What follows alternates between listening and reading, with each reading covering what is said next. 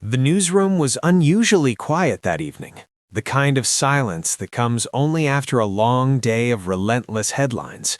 And as the studio lights dimmed one by one, Al Roker remained seated for a moment longer than usual, his notes resting loosely in his hands as he reflected on the weight that years of reporting had quietly placed on his shoulders.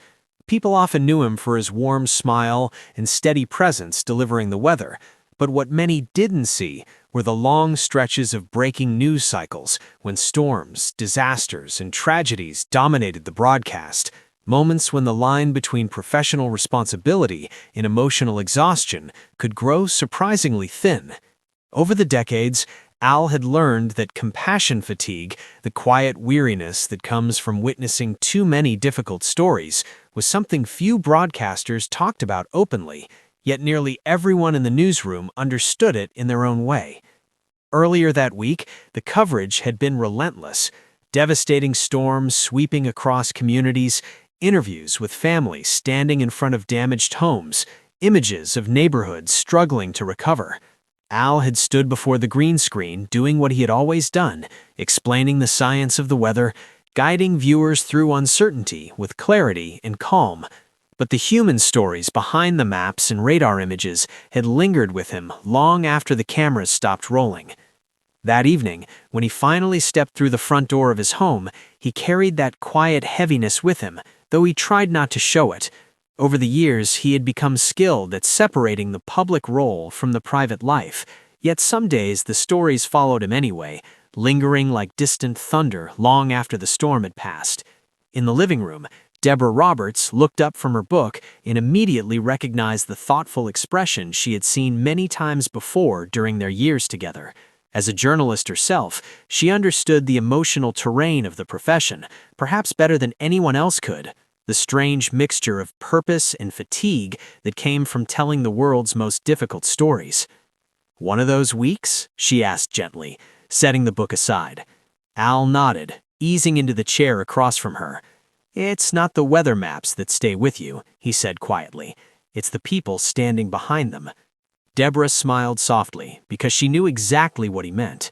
For viewers, storms were often numbers, wind speeds, rainfall totals, satellite images.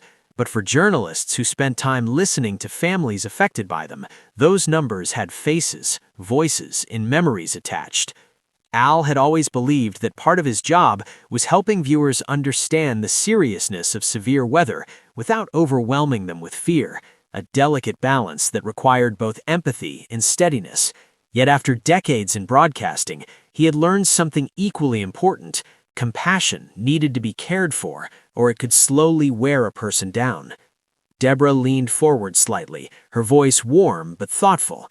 "You've spent your life helping people prepare for storms," she said, "but even you need a place where the storm stops." The words lingered in the quiet room. Al thought back to the early days of his career, when he believed resilience meant pushing forward without pause, delivering the forecast no matter how exhausting the news cycle became. With time, however, he discovered that true resilience was something quieter and more sustainable. It meant recognizing when to step back, when to breathe, when to remember that behind every broadcast was a human being who also needed moments of calm. Over the years, he had developed small rituals that helped him manage those heavy stretches of news coverage: early morning walks before the city fully awoke, conversations with colleagues who understood the emotional rhythm of the job, and evenings at home where the television stayed off and the world's noise faded into the background. Deborah stood and walked toward the window, glancing out at the soft glow of streetlights along the quiet block. "You know what people admire most about you?" she asked. Al raised an eyebrow, curious. "Your optimism," she continued. "You talk about storms for a living, but you always remind people that they pass." Al chuckled gently, the tension easing from his shoulders. It was true. Every forecast, no matter how severe, eventually led to clearer skies. Perhaps that perspective had shaped the way he viewed life as well. Even during the most difficult news cycles, when compassion fatigue threatened to creep in, he reminded himself why the work mattered. The purpose of journalism was not simply to report hardship, but to help people navigate it together, to offer understanding and sometimes even hope. As the evening settled into a comfortable quiet, Al felt the heaviness of the week begin to lift.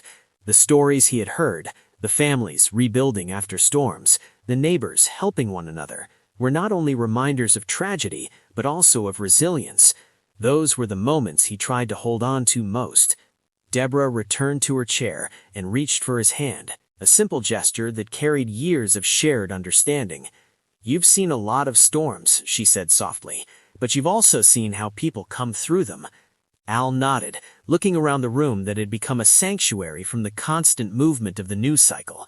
After decades in broadcasting, he had come to understand something that younger journalists often learned only with time. Compassion fatigue wasn't a sign of weakness, it was evidence that the stories still mattered to him. And perhaps the secret to carrying those stories for so many years was learning when to set them down for a while, trusting that tomorrow would bring another broadcast, another opportunity to inform, comfort, and guide viewers through whatever weather lay ahead. As the night deepened and the city grew quieter, Al realized that the balance he had been searching for all along was not about separating himself from the stories he reported, but about remembering that even those who spend their lives explaining the storms also deserve moments of clear skies.